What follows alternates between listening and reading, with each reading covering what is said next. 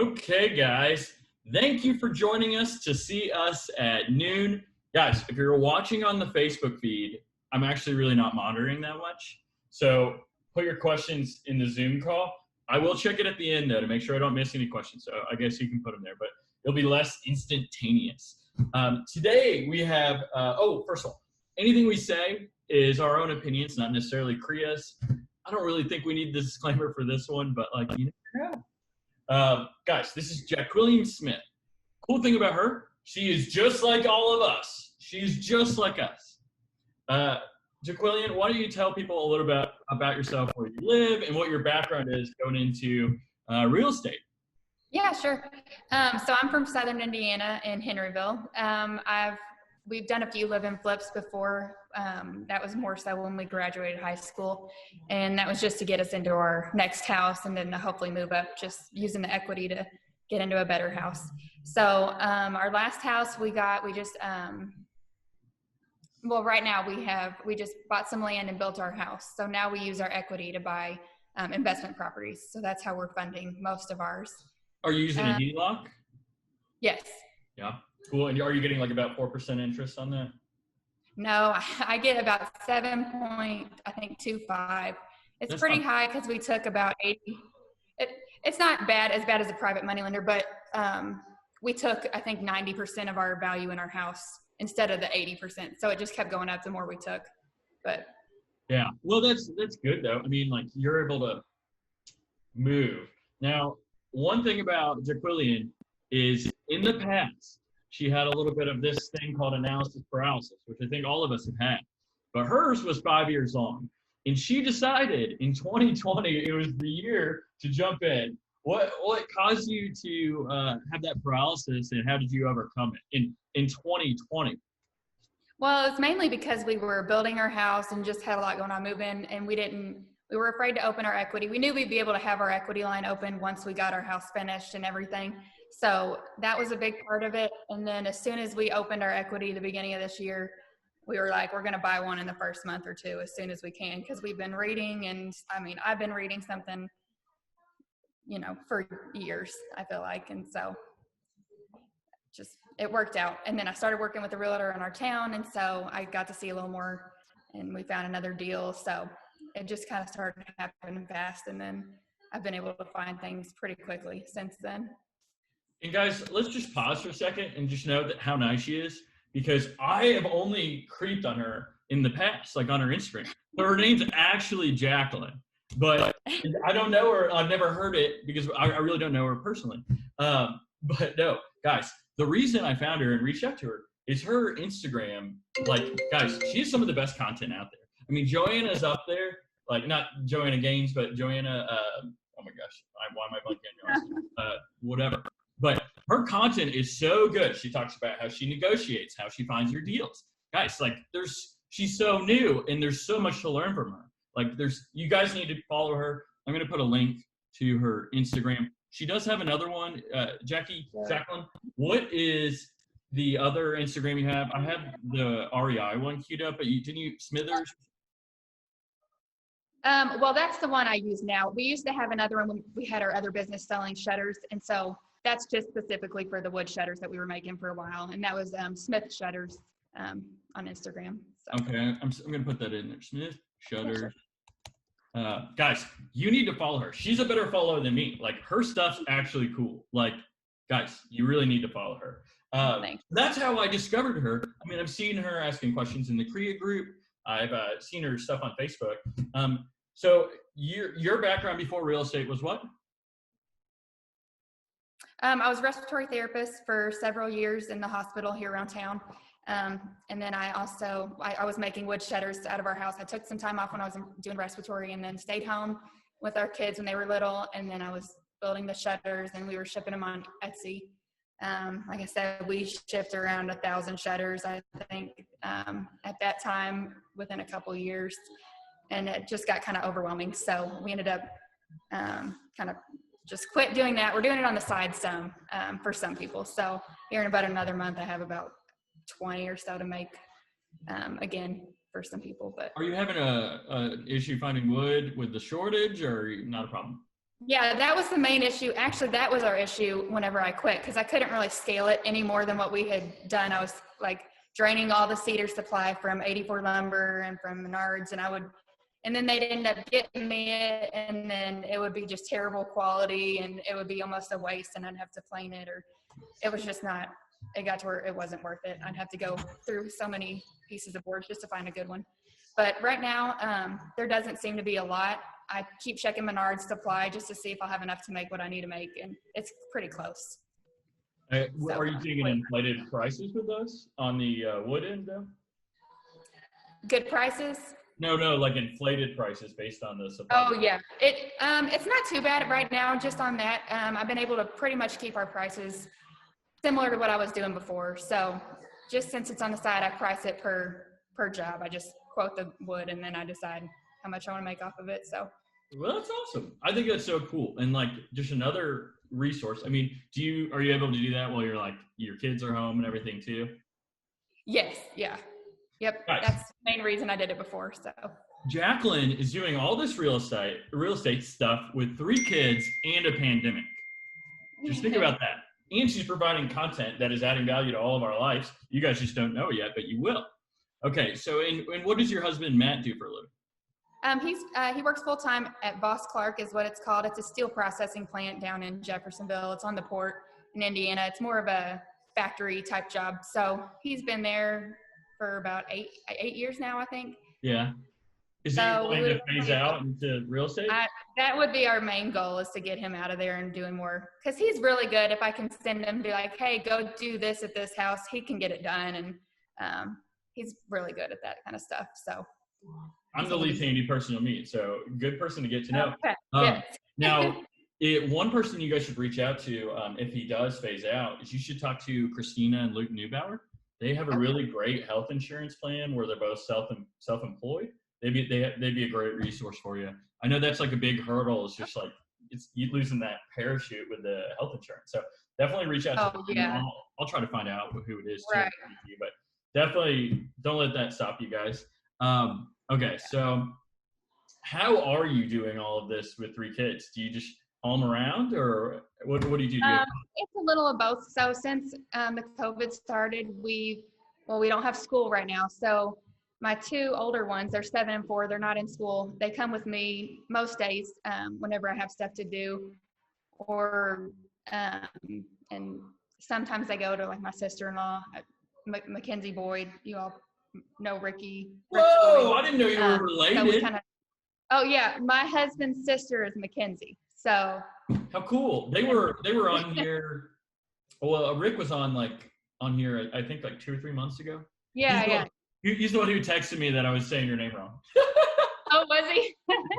I wasn't gonna point it out, but it's okay. No, that's because you're so nice. No, okay. So you've got some help. Tell us about your first purchase. And I want to note something, guys. She said she started live-in flips in high school, right? Like right Well, after. that was our purchase after high school. So we purchased it. Technically, my parents purchased it. They used their equity line, and they ended up transferring it to our name once we had it remodeled and everything. So I think it took us about 2 years to get it complete and everything. So we got married, and then we moved in, I think, in 2011. So we lived there for 5 years, sold it, and then did the next one, which was another foreclosure we got off Hub Zoo. Were you able to get in on that Hub Zoo and look at it before you wrote an offer? Yeah. We were able to see it with our realtor, so she let us in and everything, and she did like the online bidding for us. Hub Zoo is kind of like a tricky one because some of them you can't get in. It's like a little risky, but they'll usually give you that inspection period. But Hub Zoo's a great resource, guys. Definitely check it out. Right now, our market is so tight, though. So the more resources you have to find deals, if you're related to Rick, you're probably getting some good off-market deals anyway.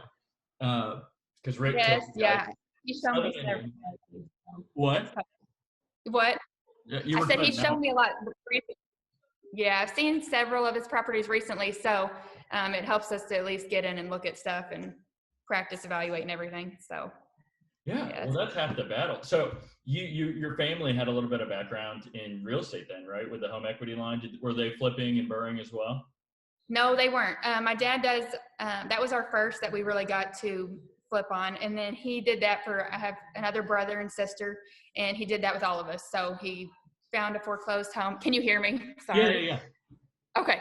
So we were able to find foreclosures for each of us basically, and then fix them up as we went, and then transferred it into our names. So then we'd live in them for a few years and then sell and move on to the next thing. So it got us. Not only are we learning a ton about real estate, but we're learning how to be great parents. Instead of maybe buying your kid's first car, use your equity line to get them into foreclosure, show them the value of putting in hard work, making the house the way you want it. There's a lot to learn there. So it helps so much. Now, man, I'm getting my questions in the wrong order, but have you, since you guys are killing it, are your friends starting to get the itch and start asking you questions about like how you're doing it and all this stuff? Well, our main friends are, our in-laws and my sister and them. So they already are kind of involved, obviously, anyway. Yeah. So we haven't had to deal with that really. So. Well, just wait. I felt like everyone was just asking me like, what is this? What is this burr thing you speak of? Yeah. Okay. So you have like a little bit of background, I guess, from your parents just helping you with the HELOC in the beginning. But what other resources and tools are you using to learn? Are anybody you recommend following on Instagram? Any books that really help shape how you're investing? Yeah, mainly I love Instagram. I just follow a lot of people. They're just everyday people that are showing how they do it, and they'll show every number they have. It just helps a lot. Nerd's Guide to Wellness is one of my favorites. She's good to follow on there. Would you say Nerd's Guide to Wellness? Yes, it might be Nerd's Guide to FI right now. I think she changed it. I'm all about FI. Yeah, she's got a good podcast too. She started, so that's good. I like all the real estate rookie stuff and the bigger pocket stuff. I'll listen to that some. But while you're driving around or working on your shutters? Most of them are driving. Yeah. Guys, I'm not kidding. Her content is like literally the best. And like you're gonna learn how to negotiate. I mean, you're pretty good. I mean, you go after all these for sale by owners. That's where you're finding a lot of your deals. Where I'm finding them? Like for sale by owners is one of your tools. Yes. Yeah, I've been driving around, which I've mainly been. I don't know if any of you all are even from around Scottsburg, Indiana. It's a little north of us, so I'd say most people don't really go to invest right there. But there seems to be a lot of for sale by owner signs out there at decent prices, and I happened to get one under contract. We sent it out today. They were asking 79 or 75, and then we accepted at 59,000. So that should be a good one. But guys, I'm curious. Like, you need to jump on and start looking at it. I mean, like, it's really good. I was really excited to bring her on. Okay, so you gravitate towards Indiana more than Kentucky based on where you live? Yeah. I really don't want anything to do with Louisville. I'm not familiar with it, and I like it over here. Competitive too. Can you explain to people how the homestead taxes work, tax exemptions? Because I think that's kind of confusing for people coming from Louisville, where we don't have that. But in Indiana, you have to re-up it every year. Could you explain it a little bit? Oh, no, I don't know anything about that yet. I'm sorry. No. I'm not as familiar on that. I ask questions because I don't know the answer sometimes. I just kind of estimate, like, I think the 2% of what the ARV is for my basics, since I haven't had to really deal with it too much yet. Well, that's a safe way to do it. I mean, here in Louisville, we're about like 1.2% on property taxes, but there's something in Indiana that you have to file for, I guess, every year. And I might be saying, like, lying to you guys because I don't invest in Indiana, but it's something you got to be really cognitive of. And if you don't do it, you get taxed at a higher rate. So definitely look into that. I don't know much about it. Okay. Okay. So what are some tough lessons you've had to learn so far in your investing journey? Well, a few mistakes I've made, like the first rental we did, I kind of underestimated the budget just a little bit, and I had started the refinance project or process the same day that I bought the property, because I was like, oh, we'll probably only need $2,500 in it. And we ended up putting, I think, $6,500 into it. We remodeled it more than we thought we were going to. We took out the cabinets and did the flooring and stuff. But I was only asking because I'd like to be all in for, I don't want to have more in it of my cash. So I'd like to pull all my cash back out at the end. So Where am I going with this? So I had already started, and I only asked for that amount back that I was planning. So then I was stuck with that $6,000 that we just ended up having to pay for out of our own pocket. So next time I'm going to wait to start the refinance until it's completely finished, but I jumped it a little bit. So what things are you doing to get it to appraise at a higher rate? Are you like, do you have a paint color you especially like, or a place to get flooring, or certain cabinets that you especially enjoy? Not really. Right now, I like the gray colors, which this rental, I actually just sprayed it all one color of white. It was like alabaster from Sherwin-Williams. I did the ceilings trim and the walls. By the time I was taping it all off to do different sheens, I just kind of said, forget it, and painted it all, and it worked fine. I painted it in one day. And then we laid the weatherproof flooring, which we kind of had some issues with that. I don't know if it was the brand we got, but it was like flaking up on some pieces. So we're actually going to have to go in and change a piece out that's like right in the center of the floor. So I'll have a video of that soon whenever we get it done. I'm sure you will. Yeah. And then we put in new cabinets, just cleaned it up a lot, paint, just the normal stuff, really. I really like curb appeal on the outside of a house from my shutter stuff. So I didn't make shutters for this one, but I painted them at least and got it cleaned up on the outside. That helped a lot. And we poured just new gravel driveway. It was only like $160 to get it done, and it made a world of a difference just how much better it looked. Cleaned it up so much. Yeah, I just had a deal with Josh Hardy, and we painted the concrete, or he painted the concrete. And he's like, man, that costs like $150, and it makes the house look so much better. He's like, why don't I do this on all my houses? I know, it does.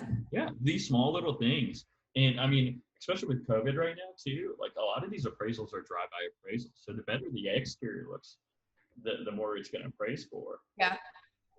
Are you I know, and like I said, he was there.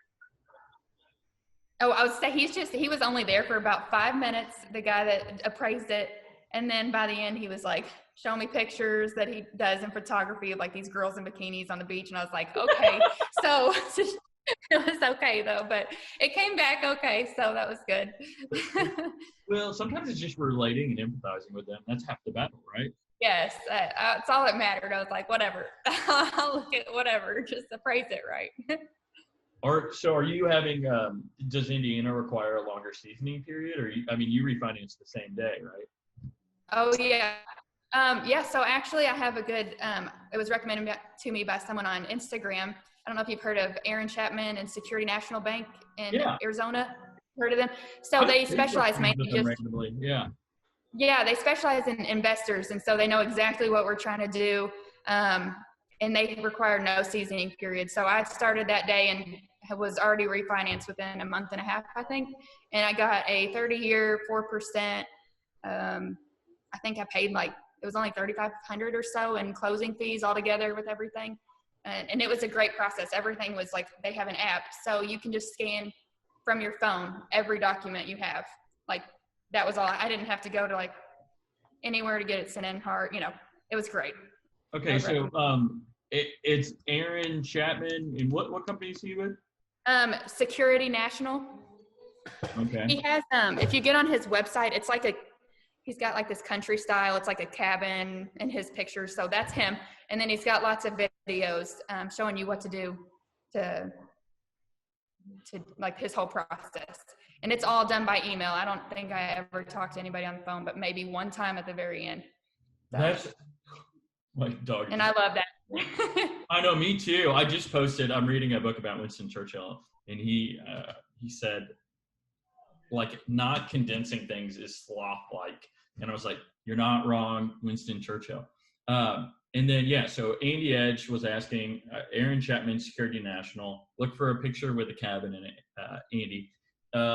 Renee Buster says, looks like the main difference between Indiana and Kentucky is homestead. Indiana makes you file a form every year to claim the homestead exemption, while Kentucky does not require renewal of the homestead exemption once approved. Thank you, Renee Butler. What'd you say? So once you buy a property in Kentucky and it's already got a homestead exemption on it, as an investor, you don't have to have that taken off? Well, you don't have to, and you don't have to re-up it. It just holds. So it sounds like in Indiana, you have to re-up it, or you're going to be taxed at a higher rate. And guys, Renee Buster is a great resource if you're looking to snipe deals and essentially just like basically skip trades. She'll reach out to them. You guys should reach out to her. She works for Borders and Borders, Redhead. You've seen her around, I'm sure. Frank Miller's got a question. What advice would you give newer investors thinking about getting into investing? Why should they jump in and not wait any longer to be an investor? Yeah, really, I waited a long time, and I just, even like, I mean, I know you should be debt free and everything to be getting in, but even just starting sooner, even if you're not, it just, like, so many things have opened up for me in the last 6 months since I started doing it. Just, it's crazy. I've learned so much more just by getting that first deal too, even though it may not have been the best. Like, now I know a whole lot more of what to look for. We can go in and kind of be like, oh, the subfloor needs replaced. We can do that for cheap, or we need, we're not as worried about some things as we would have been. Like, when I was afraid for that first 5 years, I was like, well, I don't really want to just go spend all my money and then be stuck if the house is falling apart, or what if the foundation's caving in? And then it's like, really, there's enough wholesalers around here that I'm pretty sure I could get them to buy my property and sell it pretty fast if I ever got in that bad of a situation where I needed it gone. So I think that's what scared me the most, was just, using my equity, or even for some people, just saving up that 20% down payment, which is a lot of money to have, to put down on a rental property. Yeah. There's always ways that you can get out of it. Yeah, I mean, a lot of people are just using that hard money lender where they're putting 10% down and then they're just refinancing out after that 3 months. Now, I know you feel like, that 10 or 12% interest, but when you look at the cash flow you're going to bring in over the next 30 years, I mean, how did you choose to do a 30-year instead of 15-year? Because I don't know if you know Luke and Christina, but they were like, we want to do 15-year fixed because we want to get them paid off quickly, blah, blah, blah. And now they're all about the 30-year. Yeah, well, I think a lot of people are about 30-year now with COVID and everything. So just in case, something like that happens, you'll have a little more cash flow that you don't have to. I mean, I'm keeping all my cash flow and hopefully putting it all towards the mortgages so they pay down better, and then maybe in a few years selling it and upgrading. But I like the cash flow better, and I think that I can still keep the money I'm making and putting it down on it, or snowballing the other ones. So. Little Dave Ramsey action there, snowballing. What's your end game? It's like, are you trying to bring in a certain amount of passive income, have a certain amount of rentals? Like, what's your goal? Well, it changes every other day. So I would like to have like 10,000 in cash flow passive a month for Matt to at least quit his job. And we do flips too. We have one flip we're doing, and then we're looking for more. We just actually signed on with SurePoint lending, and then we'd also talked to MM Lending, so they were both awesome. But so we're hoping to use them soon, and that maybe will help us scale up a little bit. And if the more flips we can do, the easier it'll be for him to leave or put down payments on the rentals that we do have. Well, and there's so much value in using the hard money lenders, because if you only have to put 10% down relative to like a traditional lender, then you have money in the bank. There's another great deal that pops up that you just don't want to miss. And I mean, yeah, and the cool thing is, guys, it's basically, you can't write them up as cash on like a contract because there's an appraisal element, but like they can close in 3 days as long as title comes back. So you have a silver bullet in a multiple offer situation because you can get in and out quicker than a home buyer. So you can even like now I bought this one with our HELOC, and that's one we're under contract with. And it does need some repairs, but we could probably do it all under our HELOC and get it refinanced out. But then say another property comes that maybe something they don't, because I don't think they do rural areas, and we're in that area and like more acres. That's kind of our main thing we want to do. So if I need to like switch it over and have them take over the what I have on my HELOC, then they could always do that, and I could essentially get the other one with that. So so you want 10 rental or 10,000 passive income a month. Do you want, like, I know some people want portfolios of like 100 rentals. I'd rather have 10 rentals that are paid off completely and just less manage. Well, 10,000 is my number. I think we would be comfortable with living off of without a job, everything. Sure. Which I work with a realtor, which I still want to do that. I'm not worried about quitting that. I love it. So, I would like to eventually sell off these houses and then move into maybe a multifamily building to where it's just one roof that I have to worry about instead of all of them. But we'll see. It may change. Who knows? Well, I mean, the way the market's going, I mean, if you wait, I mean, it's going to start becoming a little bit more enticing to buy these multifamilies, because some of the people that bought those are a little bit over leveraged, and people are going to lose their jobs, with everything going on. So, I mean, you might be able to buy those at a discounted rate. Same with commercial space. I mean, those commercial business spaces are about to go down in value quite a bit too. And I mean, I don't know. We've got a lot of like really great stuff coming. Okay. So if you refinance, you have to refile the homestead exemption, is what Beverly's saying. And then Andy Edge is right there with you, $10K a month. They bought their first yesterday on Northwest Ormsby, and it looks like it's going to have some good equity, which is awesome. Okay, so your goal is to get to $120,000 a year in passive income, and then he's going to phase out. And then are you guys just going to up how many flips you're doing at a time? Yeah, hopefully we'll just be doing flips or continue with rentals. Honestly, I don't really care either way. I like it all. So yeah, one or the other, it doesn't really matter to me. Do you think you're like, I don't know, like I don't think I'll ever phase out. I think I'll be able to retire whenever, but I think this stuff's like really addicting and like really fun. It is. Yeah, no, it's very addicting. Like, I mean, every other day, like I'll talk to my dad on the phone, and he's interested in all of it too. And it's always like, should we develop something? Should we buy this commercial building? Should we do this? And I'm like, I don't know. And then he's like, maybe we should be builders. So I'm like, I don't know. There's too many options. So we're just doing whatever. So that's the cool thing, is like you can literally pivot to anything. Like if you just want it to like stop doing flips, I mean, then you can start buying notes, and I mean, you could become a hard money lender. I mean, you could run a GC and start contracting out other people's. I mean, because I think you like are doing a good job on everything you're doing. Like it's tough to specialize. Brandon Turner, the host of Bigger Pockets, says that everyone always starts building these bridges, and then they see something else and they start a new bridge. And if they just stuck with that one bridge, they would get where they want to go. But it's just so tempting to like, oh, I'd love to buy tax liens and try that out. And I love flipping. I love burring. I want the commercial build. It's just, I don't know. That's cool. It never gets boring. And then if you surround yourself in community, I mean, you're learning from people that are doing like way different stuff, and like you're able to apply that to your business and save yourself a little bit of money here, a little bit of money there, and then your margins become much bigger. I mean, that's one of the beauty of Frank Miller's classes. I mean, like people are like, yeah, I flipped and I did okay, but like a $20,000 profit before taking this class becomes like a $45,000 profit after taking.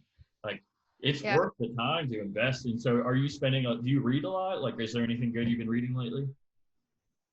I listen to more podcasts. I read some. Honestly, once I got into, I was reading a lot of the Bigger Pockets books, and I love them, but that was kind of my other phasing out. Was every one I just felt like I kept reading the same amount of stuff, like it was repetitive. Yeah. So after so long, I'm like, I think you just got to do it. I don't know.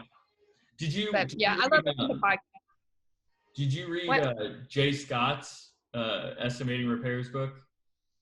Yes, I have that. I don't think I've even read the whole thing, but we're pretty good on estimating most things. So I haven't really flipped to that very much. But is there anything that you've been short on? Like, man, we never get it right on like flooring, or I mean, flooring's an easier one, but sometimes people have some hiccups. Yeah. So, well, my main hiccup was, so we're newer at this, and I've never been in a house that didn't have central air. So the one we bought was a rental unit with window units, and it was only 800 square feet or so, but I didn't realize how many rental units, or like how many window units you would need to actually cool the place decently. Because one room, it's like a small box house, but like one room would be super hot and the other would be cold, and it just doesn't regulate well. We bought, I think, 4 window units for this house, and from now on, I'm just going to go ahead and do the expensive central air. It already has ductwork in place, so that was my first mistake, was not because of the heating. Yeah, but I'll know that now, and so. Well, guys, we just got a cheap lesson on, hey, splurge to get the central air, so you don't have to. Plus, they're going to expect you to replace those and upkeep those all the time. That's what I don't understand is the ones that are running from us now are our cousins, so we're totally okay that we go over there and hang out with them. It's not a big deal. Yeah. But I'm like, if I have another tenant where I'm not going to want to go in and have to take them out, reinstall them every year, or that's a lot of work to have to. If you have multiple like that, I It just don't becomes trust way them. less passive. Yeah, and I don't trust them taking them out on their own. They'll drop it and it'll be They're done. heavy. So, and they're expensive. So. Yeah. Did you have any issues with condensation at all or anything? Not really. Oh, well, wait, when I put the window units in or from the window units running and like seeping through the window or have you had any issues with that? Not yet. No, we haven't. Well, my main thing was when I was painting it, we didn't have the window units in yet. So it was really humid in there. Yeah. And none of the paint, that was another reason why I sprayed the whole thing one color. I was trying to tape off all the trim and none of the tape would stick because it was so humid that it was horrible. So then I got the window unit in and I ended up just spraying it anyway. So you got to do what you got to do. Okay, so would you, before we head out, is there any words of advice? Anybody like definitely follow this person on Instagram or anything that you would give to anybody to give them a leg up on getting their real estate investing career started? Yeah, follow, it's the hashtag on Instagram, REI community. I'll type it in here. Perfect. And that, basically you'll find a ton of people on there that you can follow. And they all kind of link and tag each other and it's just fun. They keep you accountable for things or, cheer you on and whatever. That's actually the thing that's kept me going was my Instagram because I don't know, it's fun and it makes me motivated to do it. So. Yeah. No, that's good. That's like the problem with real estate too is like sometimes when you're working for yourself, you just kind of feel like you're on an island, and that makes it really tough. And like you're not alone, nobody's alone, and that's why these networking and groups are so important. And you found a way to connect on Instagram on REI community. Like I'm gonna look that up. I've never even heard of that. So that'll be. Oh really? Yeah. Yeah. Yeah. I think I'm sure you get a lot of good ideas or people are just giving you tidbits like, oh, if you do this, you can save an extra blah, blah, blah. That's half the battle, guys, because I bet 10 years from now, your costs and your overhead is going to be so low relative to when you first started. And like a lot of times we tend to overdevelop things because we build it like we want to live there. And that's not the case, guys. These are rentals. Guys, I just posted two Facebook groups I think you might be interested in. The We Win group, which was started by Sharon Bornholt and Karen Lane. And that one's like a woman's investor group because, I think it's good to find people that are similar to us and you find your other cheerleaders that are going to root for you and make sure, like, build us up because it can be discouraging. Everyone posts on Instagram and Facebook all the positive things. I keep on yelling at Luke. I was like, Luke, you need to tell people the story about how you almost got sued for giving away an ice cream truck or a food truck. Like all these stories, like save everybody else the grief down the road by sharing your struggles too. It's not all glamorous. You were probably sweating like crazy painting in that non-air conditioned house, right? Oh yeah, it was a mess, but it was okay. We did it fast and I got the air conditioning working pretty quick after that. But and then there is another on Instagram, just oh, sorry. If you're on Instagram, just make sure you watch people's stories because that's what I get the most out of. Like the posts are okay, but if you just see their day-to-day, what they're doing, like I get my most information out of that. Or they'll show how they're doing, like, I don't know, their direct mail or whatever it is, No, there's just so much value in that too because there's people, one of our buddies, Rick Boyd and my buddy, Ronnie, do you know Ronnie Masadi? No. Okay, they used to share an office in Lexington when they both lived there. Oh, okay, and yeah. Ronnie took this program and he spent a ton of money on this program and he spent a ton of money on mailers and didn't get any return. And he stuck with it though, and now he's killing it on subject twos and he's flipping and he's killing it. Yeah. But by following these people on Instagram and checking those tags, guys, you're going to learn what works and you're going to save yourself the grief of sending out 1,000 postcards and not getting any kind of return. There's so much value in knowledge and just like bettering yourself. There's this other group, guys, that Lizzie Newts put together. It's called the Empowering Woman Networking Group. And that's just for all entrepreneurs, not necessarily real estate, but it seems like, all the women I know in real estate, go to this group. That's another great group to get to know.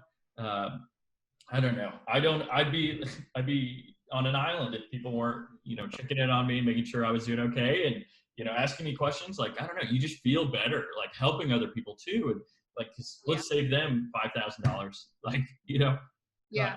I don't know. I found a lot of people just like if you are going to refinance, try those people I told you about, because I've had a lot of people messaging me afterwards that it worked great for them also. So, and let's remind them again, guys.